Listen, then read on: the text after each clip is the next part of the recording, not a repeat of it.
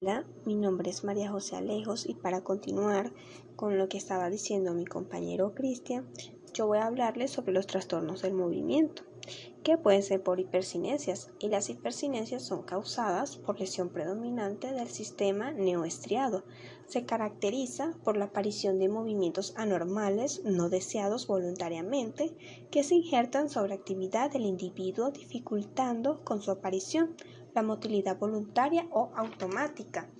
En cuanto a los temblores, son movimientos involuntarios, oscilatorios, rítmicos, regular de amplitud y frecuencia, que se produce sobre un eje. También puede aparecer en situaciones fisiológicas, efectos de medicamentos no deseados, como puede ser el tratamiento de los neurolépticos, respuesta al frío o a una respuesta emocional como el miedo. Pero en este tema nos centraremos más en los temblores patológicos. Estos pueden ser simples cuando afectan a un solo grupo muscular, compuesto cuando entran en acción varios grupos de músculos.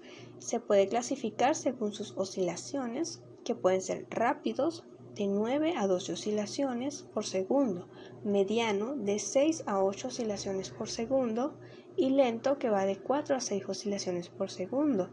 Aparece generalmente en la cabeza, miembros superiores y labios, pero también puede afectar miembros inferiores, párpados, lengua, entre otros. Desaparece en relajación total, por lo que cesa durante el sueño. En cuanto a los tipos de temblores, tenemos que clínicamente pueden distinguirse los siguientes tipos de temblores. El temblor en reposo. Su ejemplo más demostrativo es el temblor parkinsoniano.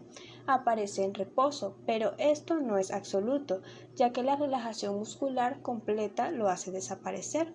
No ocurre durante el sueño. Desaparece en posición de actitud o al realizar movimientos intencionales. Tenemos el temblor postural o de actitud. Se presenta cuando se ponen los miembros en una actitud fija. Es una forma intermedia entre el temblor en reposo y el temblor intencional. Ejemplo: temblor fino del hipertiroidismo, estados de ansiedad, temblor intencional cinético o locomotor. El ejemplo más típico se encuentra en las lesiones cerebelosas. Aparece mientras se efectúa un movimiento, especialmente al acercarse al objetivo. Es más rápido que el temblor en reposo y es irregular. En cuanto a la exploración semiológica, puede ser reconocible a primera vista o bien solo demostrable mediante ciertas pruebas. En cuanto a la exploración del temblor en reposo, estando el enfermo sentado con las piernas colgando, sin apoyar los pies en el suelo, se le indica que apoye sus manos por el dorso sobre sus muslos y el temblor debería de aparecer. En la exploración del temblor de actitud, le pedimos al paciente que extienda horizontalmente las manos manteniendo los dedos separados, posición de juramento. Si el temblor no es evidente, podemos reforzar la observación colocando sobre los dedos una hoja de papel y se verán entonces si existe temblor, que las oscilaciones de este se transmiten a la hoja y puede ser más evidente. Otra maniobra es la prueba de confrontación de ambos índices. Se ordena al enfermo que enfrente ambos dedos índices en oposición, colocando sus brazos en aducción. En caso de temblor, los índices oscilan y describen círculos. En cuanto a la exploración del temblor cinético, le ordenamos al paciente que tome un vaso y se lo lleve a la boca. Si existe temblor intencional, se verá que el vaso experimenta una serie de oscilaciones y aún así puede volcar su contenido antes de llegar a la boca, signo del vaso. Indicarle al paciente también que lleve sus dedos a la punta de la nariz o sobre el lóbulo de la oreja, como cuando se explora la ataxia. Así se explora el temblor intencional y de actitud. En este último caso, el dedo tiembla al quedar fijo en la nariz. También podemos pedir al paciente que lleve los dedos extendidos sobre la palma del observador y en forma perpendicular a la misma puede haber temblor, signo de Quincke. Tenemos otros tipos de temblores que pueden ser específicos. En esos están el temblor parkinsoniano, temblor esencial, temblor de la enfermedad de Wilson, temblor del hipertiroidismo, temblor de alcoholismo crónico, temblor de la insuficiencia hepática crónica, entre otros. Otro trastorno del movimiento es la corea, que no son más que sacudidas musculares rápidas e irregulares, que ocurren en forma involuntaria e impredecible en diferentes partes del cuerpo. Desaparece durante el sueño y aumenta con el estrés. Puede ser generalizada afectando grandes grupos musculares o focal afectando pequeños grupos musculares como son la lengua y músculos de la mano. Entre los tipos de corea tenemos la corea crónica progresiva o corea de Huntington, que son movimientos coreicos de los músculos de la cara, tronco y extremidades. Inicia en la adultez, afecta a hombres y a mujeres por igual, es de carácter hereditario. Esta corea es influible por la voluntad al inicio de la enfermedad, asociados a perturbaciones mentales que llegan a la demencia. También tenemos la corea de Sindihan, también llamada originalmente el baile de San Vito. Son movimientos coreicos en miembros superiores y luego en la cara. Afectación infantil entre los 6 y los 12 años de edad, con fiebre y cambios de carácter en su periodo inicial. También suele relacionarse con fiebre reumática, de la cual constituye un criterio mayor. Se presenta hipotonía marcada. Se puede presentar el signo de Wilson o de los pronadores, que consiste en la pronación marcada de la mano cuando se solicita al paciente que eleve los miembros superiores extendidos sobre su cabeza, con las manos también extendidas y en semipronación. También se presenta el reflejo tónico de Gordon, que se mantiene la pierna extendida luego de la percusión del tendón rotuliano. Está la corea gravídica, que se presenta en mujeres embarazadas con antecedentes de corea de Sindihan, a menudo en la niñez. Otro trastorno del movimiento es el valismo, que son movimientos involuntarios de gran violencia y masividad, que proyecta brusca y violentamente los miembros afectados, recordando vagamente el gesto de lanzamiento, de donde viene su nombre. Entre los tipos de valismo tenemos el hemivalismo, que es unilateral, monovalismo cuando afecta a un solo miembro y bivalismo cuando es bilateral.